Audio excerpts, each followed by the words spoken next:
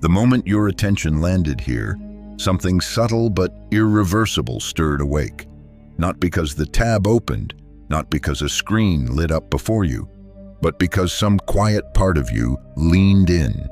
And once that leaning begins, you may notice, it doesn't simply stop. You can close the browser. You can try to shake it off. You can tell yourself this is just more noise in the endless scroll. Yet something already moved beneath the surface. And momentum has a way of continuing even when the mind tries to retreat. Chain reactions work like that. One shift sparks the next, which sparks another, until what began as a single impulse becomes a wave you can feel in your chest. In physics, they describe how a lone particle can strike a nucleus and unleash a cascade of energy hidden inside matter, waiting for the smallest nudge. And though the language is different here, the pattern is strangely familiar. In consciousness, one honest moment of recognition sets off another, which deepens into a third, and suddenly an entirely new way of being begins forming inside you, quiet, but unmistakable. By arriving here, even by accident, you became the catalyst. You let something tug at your attention.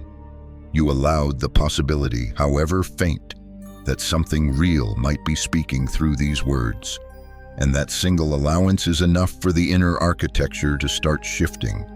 You may feel it now, a soft internal trembling, a sense of something reorganizing itself without your permission. Electrical patterns, old thought loops, emotional imprints you've carried for years. They begin loosening, not as collapse, but as preparation, like scaffolding coming down after the building has already changed shape. There's a reason ancient alchemists spoke of sudden transformations rather than gradual improvement. There's a reason mathematicians describe systems reaching thresholds where even the smallest disturbance turns the entire structure into something new. When a system is saturated with potential, it only needs the lightest touch. You are at that threshold. This moment, these words are simply the feather on the scale, the spark, the first tremor of a chain reaction that has been gathering energy within you far longer than you realized.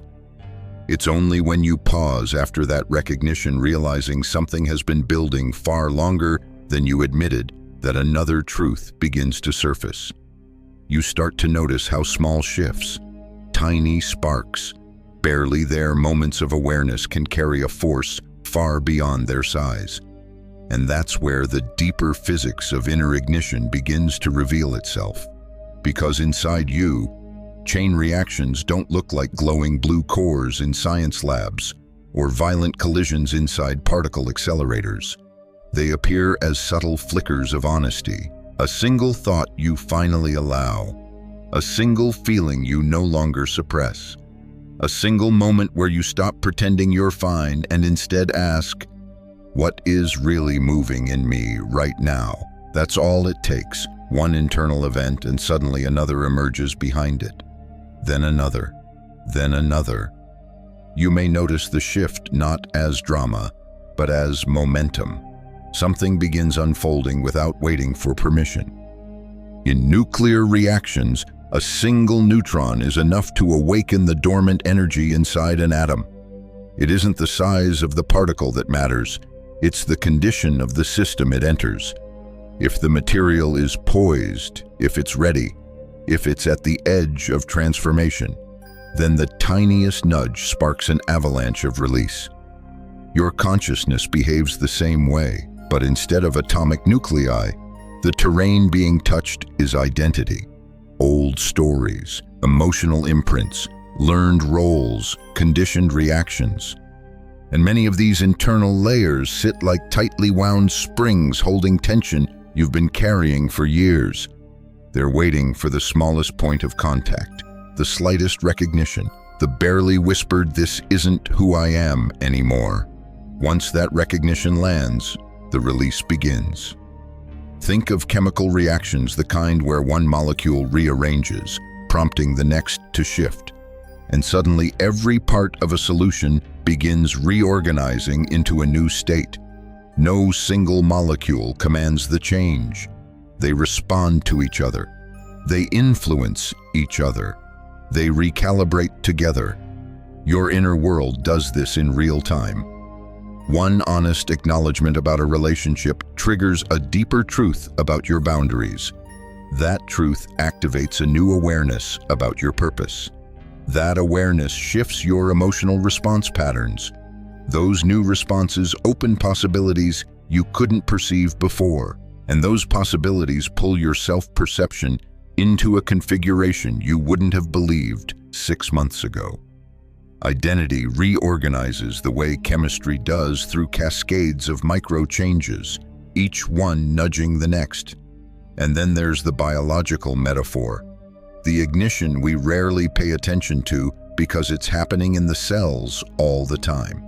A single signal enters a cell. One receptor wakes up.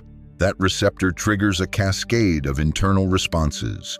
Proteins fold, pathways activate, genes express. A biological chain reaction erupts silently, invisibly, yet it shapes everything you feel. Your psychological awakening works through the same language signaling. A moment of awareness acts like a messenger. It binds to the inner places that have been waiting for the signal. And once those places recognize the message, they light up. They communicate. They reorganize. They influence patterns across your entire system. You don't consciously control this. You witness it. You may even feel it in your body, not as fireworks, but as warmth in the chest, or a stirring in the gut, or a tightness that suddenly loosens. It's the somatic equivalent of a spark catching, small, but alive. And once alive, it spreads. This is why transformation often feels faster than you expected. It doesn't unfold linearly. It leaps. It accelerates. It compounds. Because inner ignition doesn't follow the logic of first this, then that.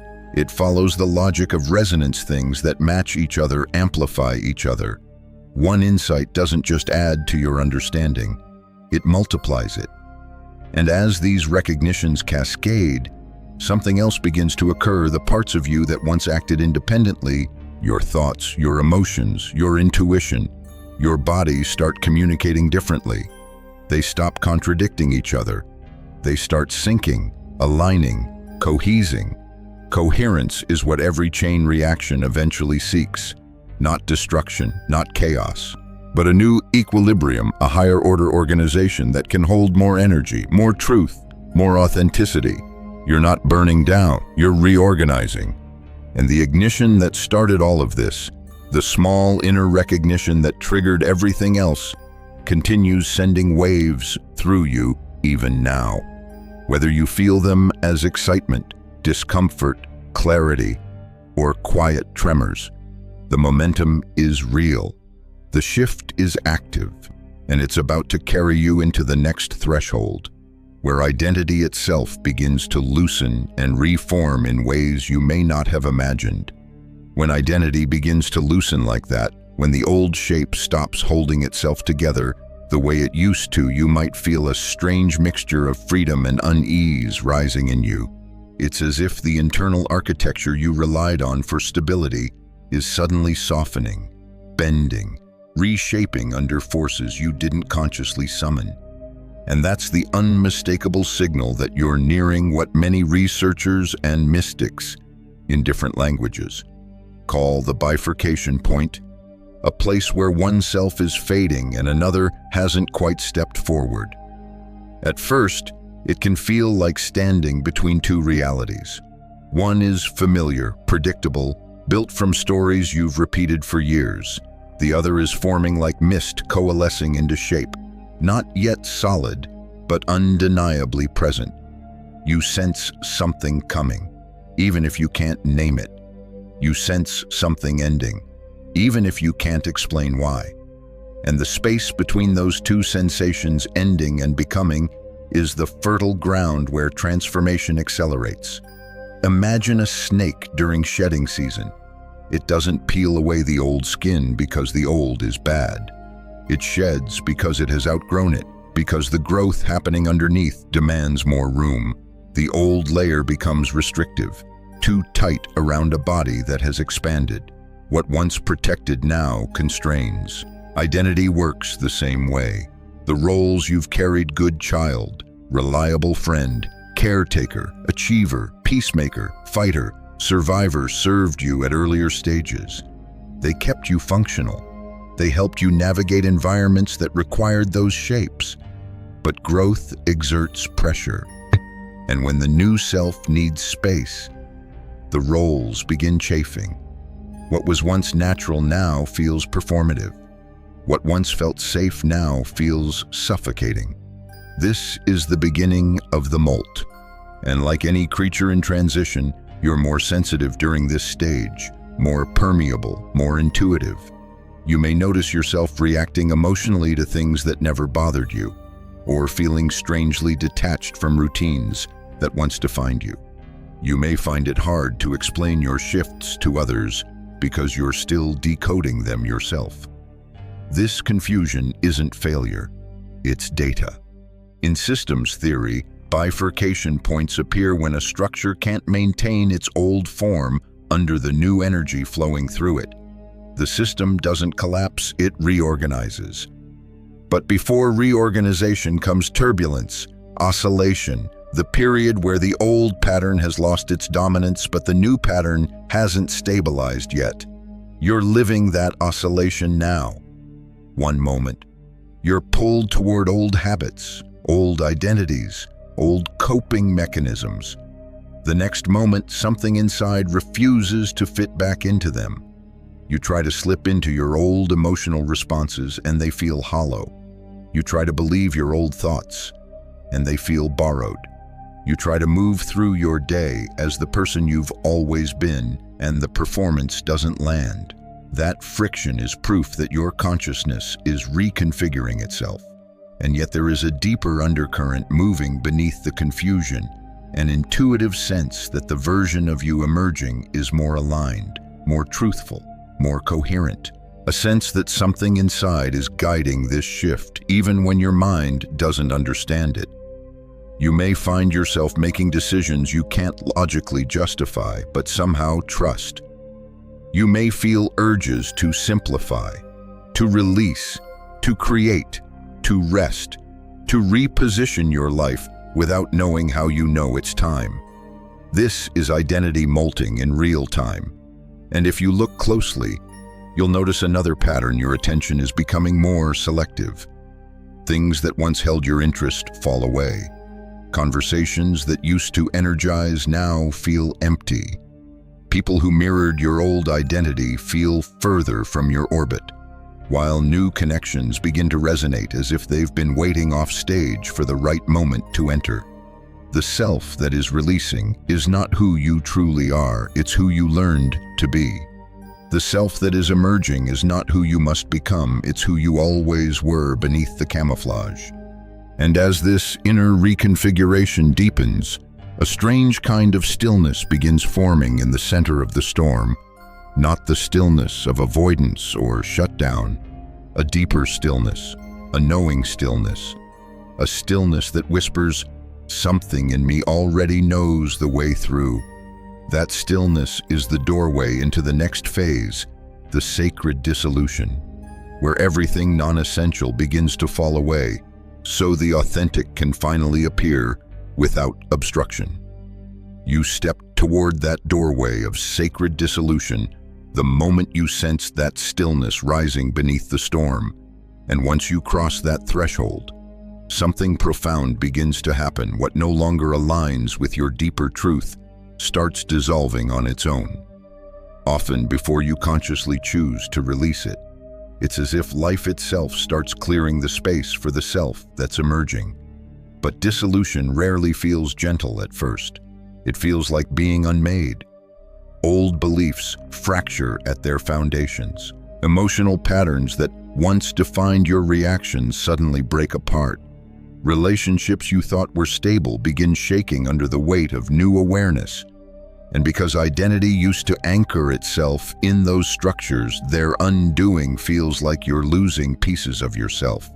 Yet what's dissolving now isn't you, it's the scaffolding that kept you separate from yourself. Dissolution is not punishment, it's precision. Consider how glaciers calve massive walls of ice, splintering and falling into the sea. It looks dramatic, even violent. But beneath the surface, that transformation has been building for decades. Pressure accumulates, temperature shifts. The structure quietly weakens until it finally releases what no longer fits the body of ice. You're experiencing the same thing internally. Pressure from your previous life stage accumulated for years, unspoken truths, suppressed desires, inherited narratives, unquestioned beliefs. As your consciousness rises, those internal structures reach a breaking point. They can no longer support the new frequency. The release may look sudden, but the preparation has been long. And right now, everything that kept you from alignment is beginning to break away. At first, you might try holding pieces together. You might attempt to salvage old dynamics, justify outdated roles, or cling to beliefs that no longer feel true. But dissolution works like entropy in nature the moment transformation begins. Resistance becomes the only unnatural act because the system isn't breaking, it's reorganizing. Look at ecosystems after a forest fire. What appears destructive is actually catalytic. The heat cracks open seeds that only sprout after exposure to flame. The ash feeds the soil. The clearing allows new light to reach the forest floor. Dissolution makes space. Dissolution enriches. Dissolution prepares the ground for emergence. Your inner world is following that same ecological wisdom. You may notice relationships shifting without confrontation, old dreams losing their pull, habits slipping from your hands, not through discipline but through disinterest, values rearranging themselves without your permission. It's not collapse, it's clearing. It's the pruning that precedes growth. And in these moments, your system is incredibly intelligent. It knows what to dissolve and what to preserve, what to release and what to protect. The dissolving pattern may feel random to your mind, but at deeper levels, it's exquisitely ordered. There's a reason many ancient traditions spoke of dissolution as alchemy, not destruction, but refinement. The burning away of the dense, the false, the inherited, the outdated, so the elemental truth can reveal itself. And what makes dissolution sacred is not the falling apart, but what's revealed in the space that remains. But let's be honest, the middle of this phase is uncomfortable. You may feel disoriented, ungrounded, strangely emptied out.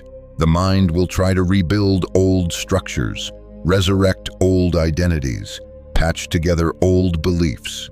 It wants stability, even if that stability costs authenticity. That's why this phase requires trust, not blind trust, but embodied trust. The kind that recognizes you're not losing yourself. You're losing what never belonged to you in the first place. During dissolution, you may also notice an odd clarity emerging between the cracks, a new kind of seeing. You recognize patterns you were once too close to perceive. You sense truth instinctively. You know when something resonates and when it doesn't. You can't pretend anymore, not convincingly. This clarity is the first signal that dissolution is doing exactly what it's meant to, stripping away noise so you can finally hear your own inner voice. And that clarity becomes the bridge into the next phase, where the fragments of your old self reorganize into higher coherence. Dissolution clears the ground. Reorganization builds what comes next, which means you're now entering the territory where consciousness stops breaking things apart and starts assembling something astonishing in their place. When something in you senses that consciousness is beginning to assemble a new structure in the space cleared by dissolution, a different kind of sensation rises, quieter than the breaking, subtler than the falling away, but far more powerful. It feels like an internal click, a gentle alignment, a soft re-threading of pieces that once felt scattered. This is the beginning of reorganization, the moment the system stops dismantling and starts cohering into a higher pattern. And what's remarkable is that this reorganization doesn't happen through effort. You don't architect it with the mind. You don't map it out with intention. It unfolds the way a forest regrows after fire, through a wisdom older than you, moving through you. In complex systems, from weather patterns to brain networks, scientists describe a phenomenon called self-organization. When a system reaches a certain threshold of instability, it doesn't collapse into chaos. It reorganizes into a more coherent configuration. It upgrades its architecture. It becomes capable of handling more flow, more information, more energy. Your consciousness is doing exactly that. During dissolution, the old inner patterns lost their power. But in this phase, something astonishing begins. The remaining pieces start communicating in new ways. Thoughts that used to contradict each other begin harmonizing. Emotions that once tangled become intelligible signals. Intuition, once faint, begins speaking in a voice you can recognize. Body cues become trustworthy guides rather than confusing noise. It's as if the various departments of your inner world begin working as a team instead of separate factions. This shift toward coherence is not theoretical. You feel it somatically. Your breath deepens. Your nervous system pauses between reactions. Your attention sharpens. You begin to choose responses instead of defaulting into old reflexes. Something in you starts saying, almost without words, "This is more like me." This is what alignment feels like. And that alignment is no small thing. Coherence is one of the strongest forces in nature. Think of flocks of birds turning in unison. They're not following a leader, they're syncing to a field of shared movement. Think of neurons firing in patterns so coordinated they create conscious thought. Think of water molecules crystallizing into intricate snowflakes once the right frequency passes through them. Coherence is emergence. Coherence is intelligence. Coherence is evolution made visible. As this emerging pattern strengthens in you, you'll notice several things shifting at once. You stop contradicting yourself internally. You stop making promises your energy can't keep. You stop trading authenticity for approval. There's less confusion because you're no longer splitting into multiple selves to navigate different situations. You become more congruent, same inner truth, same outer expression, and that congruence creates enormous energetic efficiency. Where your attention once leaked into overthinking, over-explaining, over-giving, or overcompensating, it starts consolidating. You conserve energy. You reclaim bandwidth. You move with less friction. Even your speech changes. You say fewer words, but they land with more clarity. This is how self-organization feels. From the inside, simpler, steadier, cleaner. But coherence also has external effects. When your inner world reorganizes, the outer world begins reorganizing around you. You attract different conversations, different opportunities, different timelines. Not because you're manifesting aggressively, but because your frequency is no longer sending mixed signals. Life responds to clarity, and clarity emerges when your inner architecture reaches a new level of order. You might also notice subtle moments of acceleration. Insights arrive faster. Patterns become obvious. Intuitive nudges turn into undeniable guidance. Creativity becomes fluid. You solve problems without forcing solutions. The reorganization theme shows up everywhere in your speech, in your decisions, in your relationships, in your environment. The system is aligning itself. And just as important, you begin feeling an inner sturdiness, replacing the instability of the previous stage. Not rigidness, not armor, but rootedness. A sense that you can stand inside your own center instead of performing someone else's script. This sturdiness is the platform that the next threshold requires, because once reorganization gains momentum, signs of genuine transformation begin to appear subtle at first. then unmistakable. Signals that confirm the shift is real. Signals that reveal the chain reaction is no longer theoretical. Signals that show you're stepping into an entirely new way of being. When those signals first appear, those quiet indicators that you're stepping into a new way of being, you may not realize what you're witnessing. They don't arrive with fanfare. They don't announce themselves with lightning bolts or mystical explosions. They slip into your awareness like subtle shifts in weather, barely perceptible unless you pause long enough to notice the air has changed. But once you recognize them, you can't unsee them. These signals are the markers of genuine transformation, the proof that the chain reaction is no longer conceptual. It's happening in your lived reality, altering the way you move, perceive, choose, and respond. The first signal is the softest but most destabilizing. The world around you starts feeling strangely more fluid, not in a dreamlike or fantastical sense, but in a deeply practical way. Situations that once felt immovable begin shifting with surprising ease. Problems that sat stagnant for years suddenly open.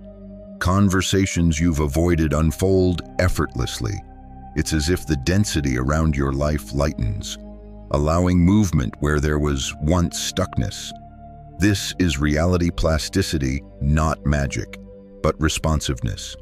When your internal patterns stop fighting each other, the external reflects that coherence.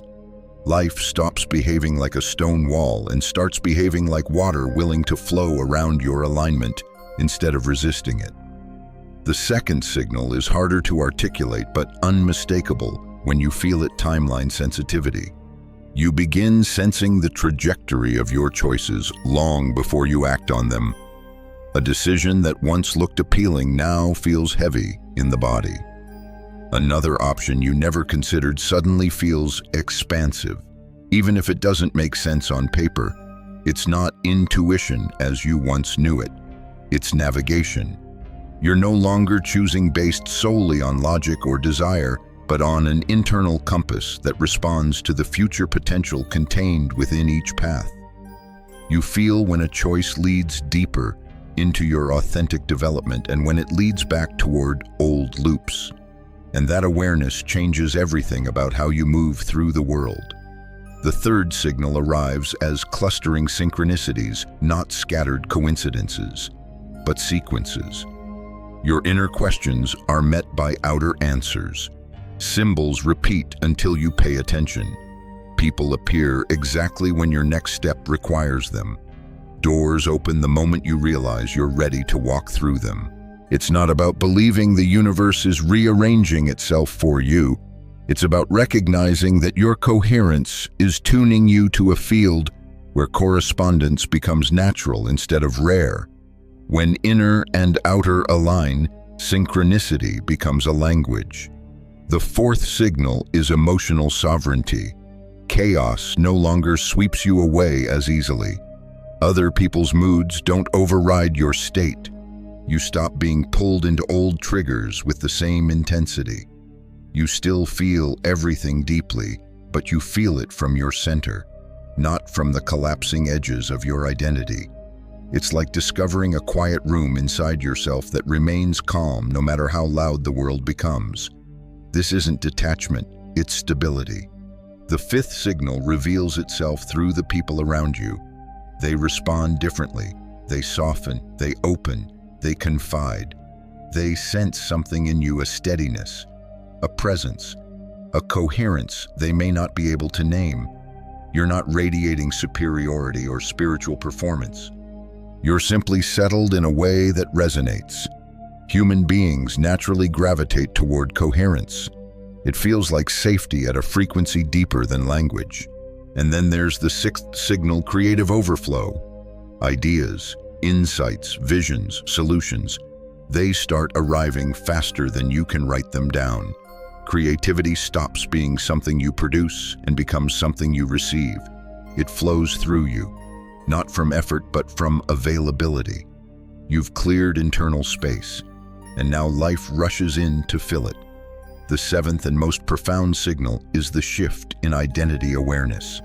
You begin to notice that you are not the thoughts, not the emotions, not the roles, not the story. You are the field in which all of that arises. This recognition comes and goes at first, but each time it returns, it anchors deeper. You're not losing yourself. You're seeing yourself. And as these signals gather, overlapping and reinforcing one another, they form a map, a confirmation that the chain reaction is active, real, and accelerating. A map that prepares you for the next phase, learning how to not interrupt what's unfolding, because the momentum is building. And what comes next requires precision of awareness. When you realize that what comes next requires precision of awareness, something in you naturally becomes more attentive. You start listening not just to the momentum carrying you forward, but to the subtle disturbances that try to pull you back.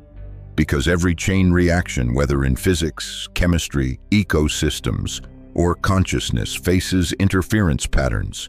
And in this stage, the greatest risk isn't that the transformation stops working, it's that you interrupt it without noticing. The interference never arrives as something obvious. It shows up wearing the costume of logic, responsibility, urgency, or spiritual ambition. It whispers rather than shouts. It nudges you toward the familiar when the familiar is exactly what's dissolving. The first interference pattern is premature meaning-making. Your mind, trained for control and predictability, can't stand the liminal space you're in. It wants a story, a framework, a label, a diagnosis, anything that makes the unknown manageable. So the moment something strange or new arises, an intuitive pull, an emotional wave, a shift in perception, the mind tries to define it. This must mean I'm awakening. This must mean something is wrong. This must mean I'm losing it. This must mean I've reached some higher stage. But here's the challenge: the chain reaction is still forming its next pattern. Interpreting it too early freezes a shape that hasn't finished emerging. It's like trying to sculpt steam. You solidify what was meant to stay fluid. You interrupt the process by forcing understanding before the understanding is naturally ready. The invitation here is uncomfortable. Allow the mystery to remain a mystery until it reveals itself. Precision begins with patience. The second interference pattern looks deceptively spiritual, bypassing. As deeper layers surface, old wounds, forgotten hurts, unmet needs, you might be tempted to leap to higher truths. It's all illusion. Only awareness is real. I shouldn't be feeling this, but bypassing doesn't dissolve the shadow. It buries it deeper. The chain reaction wants integration, not escape.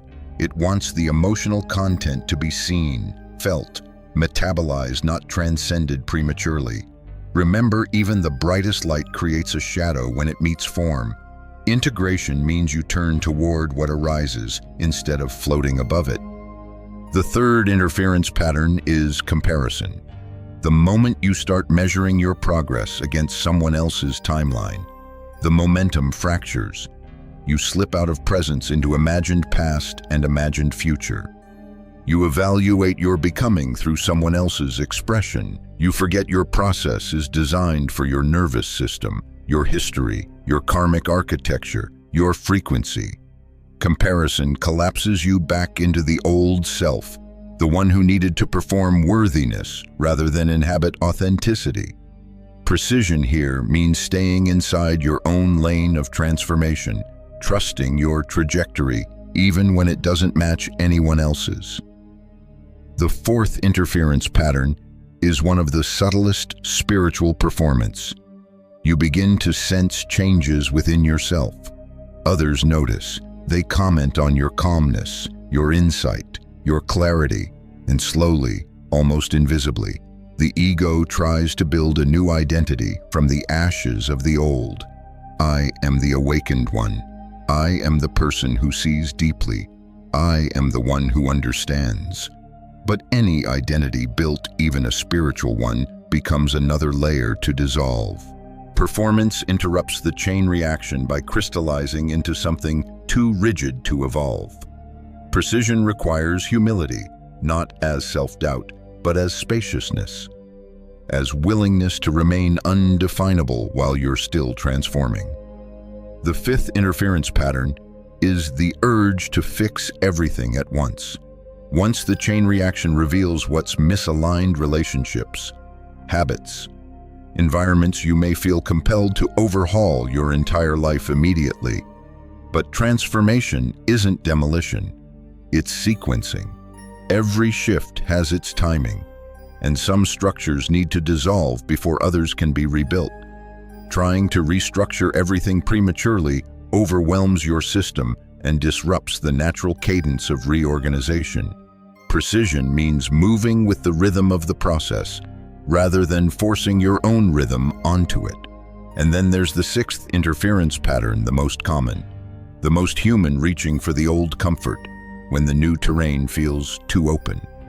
The old self will try to reclaim you with familiarity. Old patterns seduce with nostalgia. Old coping mechanisms whisper, "Just this once." Old emotional loops appear like safe rooms during the storm, but these are echoes, not truths. Returning to them interrupts the reaction the same way cooling a reaction chamber halts the chain. Precision means noticing the pull without obeying it.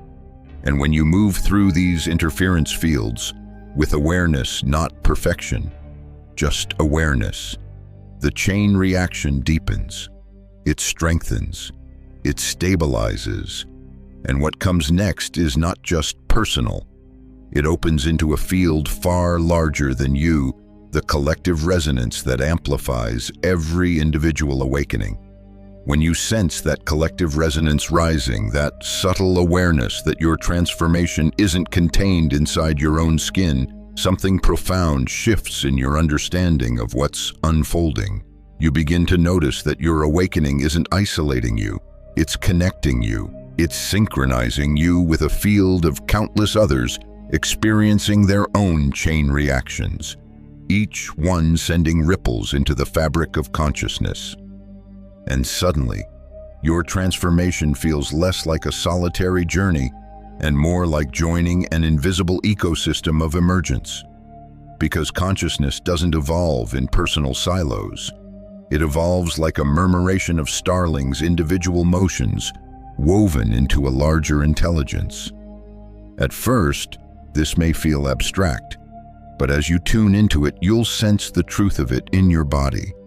When your frequency rises, you aren't just shifting your inner reality, you're participating in a pattern that spans continents, cultures, and countless inner worlds. And that participation amplifies everything. Your clarity strengthens others. Their breakthroughs reinforce yours. It's not metaphor, it's resonance. Some biologists talk about morphic fields, the idea that when one member of a species learns or transforms, the whole species becomes more capable of learning the same thing. Whether or not the theory is literal doesn't matter. The symbolism captures something undeniably real. Awakening spreads. And the moment your chain reaction stabilizes past a certain threshold, you can feel that you're plugged into something wider. You may notice sudden similarities between your experience and the experiences of people you've never met. You might reach internal breakthroughs only to hear friends describe the same realizations days later. Entire communities begin questioning similar beliefs at the same time. Patterns ripple through the collective like a wave traveling through water. You're not imagining this, you're participating in it. Collective fields behave like networks. When one node reorganizes its frequency, it sends information across the entire web. That doesn't mean you control or dominate anyone's path. It means you contribute to the probability landscape. You make certain transformations easier for others simply by embodying them. Awakening creates permission, and permission is a potent force. You may have already noticed this when you speak from authenticity. Others begin speaking from authenticity in response. When you reveal something real, Others feel safer revealing something real too. When you set boundaries rooted in self-respect, others around you start examining where they've abandoned their own boundaries. One person's coherence becomes a tuning fork. This is how the collective field reorganizes through resonance, not persuasion. But collective awakening also supports you in ways you might not expect. As more people shift, the field becomes more conductive. The insights come faster. The synchronicities multiply. The sense of isolation dissolves. Instead of feeling like you're swimming against a cultural current, you begin sensing a larger tide pulling you forward. Momentum becomes shared. This shared momentum is why transformations that once required decades of study or spiritual discipline now unfold in months or even weeks for many people. The groundwork wasn't done alone.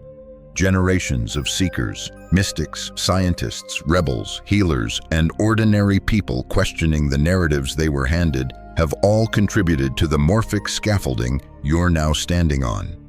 Your chain reaction is not occurring in a vacuum. It's riding the crest of a wave that has been building for centuries. And this realization adds a new dimension to your process responsibility, not moral responsibility, but energetic responsibility.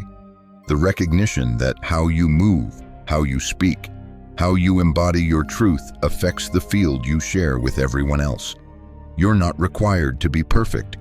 You're invited to be conscious of your impact.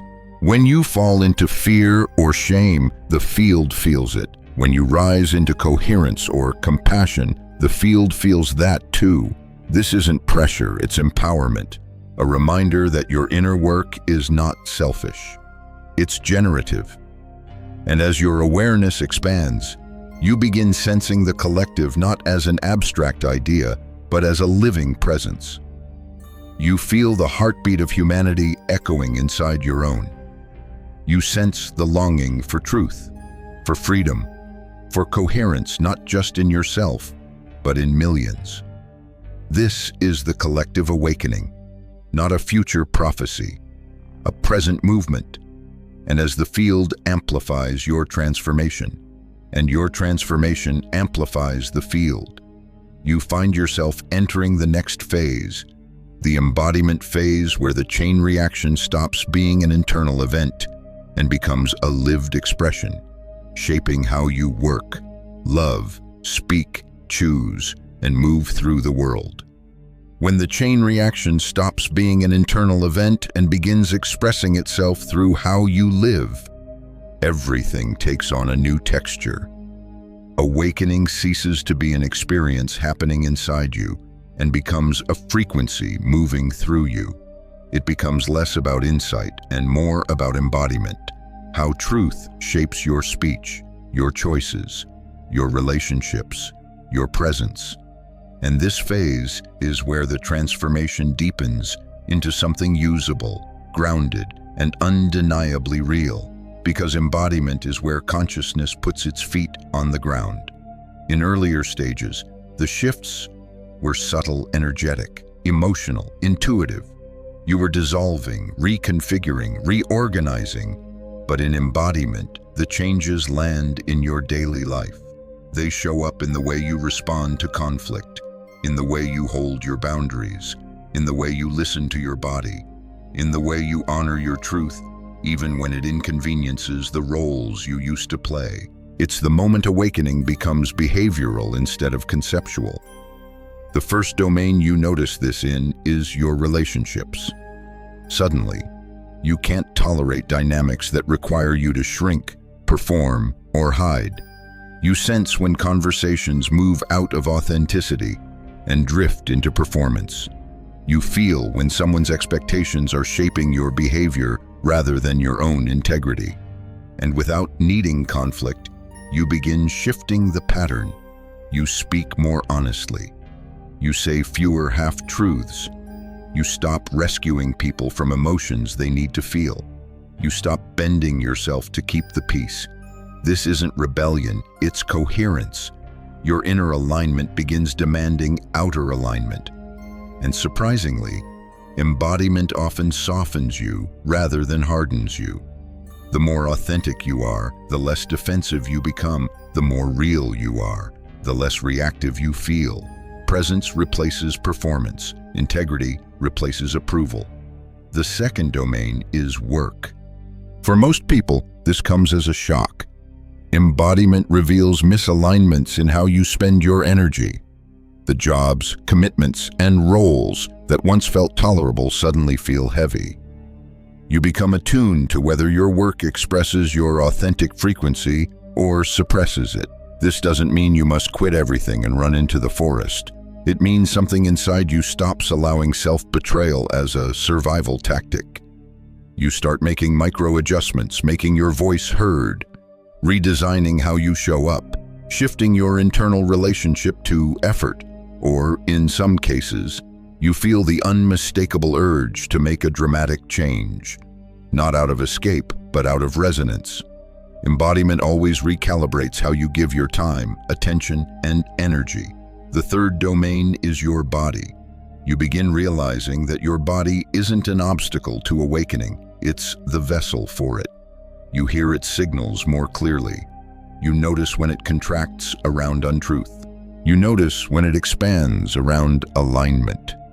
You start feeling the difference between intuition and anxiety, between fatigue and avoidance, between clarity and fear. Your nervous system becomes an instrument instead of a battlefield. Many people discover that embodiment naturally shifts their diet, their movement, their rest cycles, not because of rules or discipline, but because their body's intelligence becomes louder than their conditioning. Your biology reorganizes to match your consciousness. The fourth domain is decision-making. Once embodiment stabilizes, you no longer choose based on fear, guilt, habit, or obligation. You choose based on coherence. You choose based on the timeline your body recognizes, the one that feels alive rather than safe. You stop abandoning yourself at the moment of choice. This creates a life built from authenticity, not from compromise. The fifth domain is creativity. When you embody awakened consciousness, creativity stops being optional. It becomes inevitable. Ideas arrive because you're in a state where inspiration flows through you rather than bouncing off internal resistance. Expression becomes natural. You build, you write, you speak, you create not to impress, not to achieve, but because something inside wants to come through. Creativity becomes the language of your new identity. And the final domain, perhaps the most essential, is presence. Not the forced, meditative kind. The natural presence that emerges when you're no longer tangled in mental noise. The presence that listens deeply. The presence that feels life directly. The presence that experiences the moment without rushing toward a future or dragging a past behind it. This presence is the signature of embodiment. It's the evidence that the chain reaction has descended from concept into lived truth. It's what prepares you for what comes next, the irreversible recognition where you no longer simply embody awakening. You become aware of the one who is awake. When you become aware of the one who is awake, not the personality awakening, not the story transforming, but the awareness behind it all, something irreversible begins to crystallize. It doesn't arrive with drama. It doesn't announce itself with cosmic fireworks. It slips in quietly, almost shyly, the way dawn enters a dark room before your eyes fully open. But once this recognition touches you, the old way of being can't fully reclaim you again, because this moment reveals something the entire chain reaction has been preparing you to see. You were never the one doing the awakening. You were the awareness waking up to itself. At first, this is disorienting. You're used to experiencing yourself as the thinker, the feeler, the doer. You're used to believing the inner dialogue is you, the emotions are you, the preferences are you. But in this phase, something begins to separate not through force, but through clarity. The thoughts still appear, the emotions still move, the personality still expresses, but none of them feel like the center anymore. It's as if you suddenly notice the stage you've been performing on, and even as the script continues, something in you steps backstage and realizes, I'm the one watching the play. This is the actor awakening on the stage. And once the actor realizes they are not the character they've been playing, the character can continue, but the identification dissolves. The drama loses its grip. The suffering loses its authority. The storyline loses its power to name you. You still feel, but you don't drown. You still think, but you're not trapped. You still act, but from clarity rather than compulsion. This recognition doesn't eliminate humanity, it dignifies it. It allows you to participate fully in life without being consumed by it. Ancient traditions described this shift in countless metaphors. The sky realizing it is not the weather, the ocean realizing it is not the waves, the screen realizing it is not the movie projected onto it. These metaphors endure because they point to an experience that transcends culture and time. Once awareness recognizes itself, it becomes the context for everything, not the content. And in this phase, an almost paradoxical freedom emerges. You can take the characters seriously enough to live fully, yet lightly enough to not collapse into the illusions they once carried. You engage the story without forgetting it's a story. This is not detachment, it's unshakability. The irreversible recognition often begins in everyday moments while driving, washing dishes, tying your shoes. You notice the doing is happening, but the doer is strangely absent. There is action, but no inner tension around identity. There is experience, but no clinging. There is movement, but no inner narrator demanding control. It feels natural, obvious, like returning to a truth you somehow always knew. And just as profound as what falls away is what emerges, a quiet, steady compassion. Not a performance of kindness, but an instinctive recognition that everyone around you, every stranger, every loved one, every difficult person is also a character animated by the same awareness that animates you. It becomes impossible to dehumanize others because you feel the sameness beneath the surface differences. You recognize the shared source behind every pair of eyes you meet. This compassion isn't sentimental, it's structural. It's woven into the architecture of the recognition itself. You also begin sensing a deeper intelligence running through your life, not controlling it, but collaborating with it. Choices feel guided, timing feels precise. Synchronicities become less like surprises and more like confirmations. You're no longer trying to micromanage the universe. You're participating in a flow that feels both intimate and vast. And maybe the most radical shift of all, fear begins losing its throne. Not because danger disappears, but because your identification with the vulnerable self loosens. You know you can be harmed physically or emotionally, but you also know there's a deeper you that remains untouched. A presence that persists through every form, a stillness that cannot be erased. This is the culmination of the chain reaction, the point where the foundational illusion dissolves, and the truth you've been circling finally stands unobscured. You don't become something new. You recognize what you've always been.